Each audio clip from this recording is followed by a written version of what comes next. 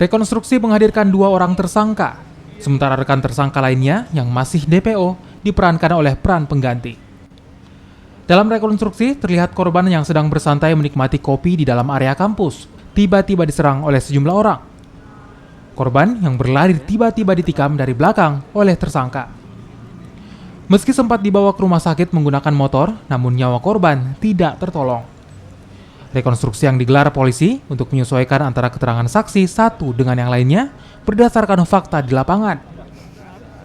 Rekonstruksi ini juga untuk mendalami apakah ada unsur perencanaan atau tidak.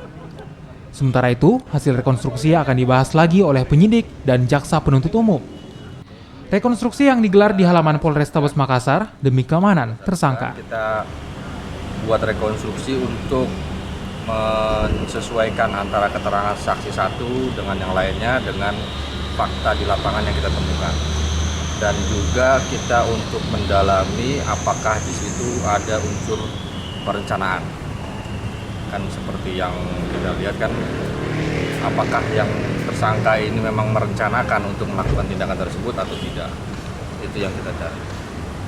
Persesuaian antara keterangan saksi satu sama lainnya dengan fakta kenyataan di lapangan. Jadi ada